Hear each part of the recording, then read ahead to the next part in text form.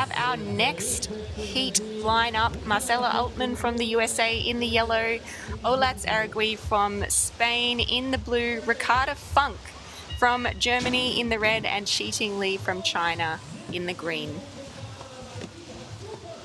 So let's have a look at Ricarda Funk.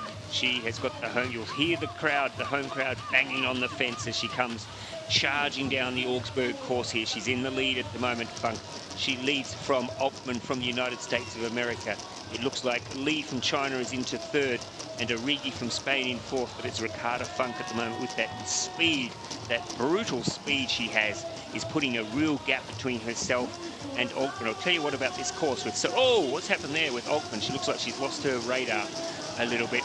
The way this course is designed, and I'll get Roz to talk about this after this race, with such a long sprint before the first upstream gate, it really does suit the fast sprinters like Ricarda Funk, and you can see she's put such a gap there in front of the rest of the field. She's blown them away. Oh, looks like Li nearly flipped the boat there, and that's allowed all the other two paddlers both to get under them. And look at Altman's move there. She's pulled a cunning move there. Unfortunately, it looks like she's got a fault next to her name, so it might not matter. Origi goes into third, but technically second. And at the back now it is Li from China, who they're also reviewing. No, they've taken that off. Now Origi makes a move. Altman's going to get shunted out the back here, I think. So Origi from Spain moves into second. Altman moves back to third. But Ricarda Funk's already got her boat out of the water and walking back up to the start. She's that far in front. Altman doesn't know what the fault is, but it doesn't matter because you're third anyway, Marcella. So unfortunately you won't go through.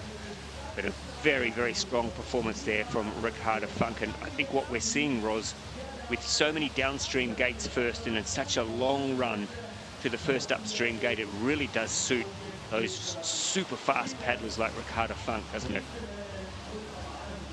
Yeah, look, Ross, it's always the case in kayak cross. If you can get a great start and out in front enough to get a clean run through the first up, that's such a big advantage to get out ahead and not be caught up in all of the drama. If there's one or two or three or four boats in one eddy, it just makes life harder and it's all a bit more unpredictable. So yeah, with that big sprint at the start, that really advantages people like Ricardo, who is extraordinarily fast.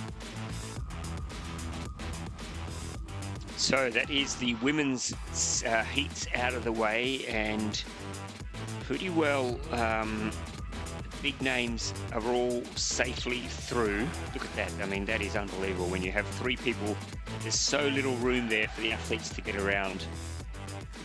Be most happy about what Ricarda Funk says. Yep, because that was fun. I enjoyed that. What time's my next?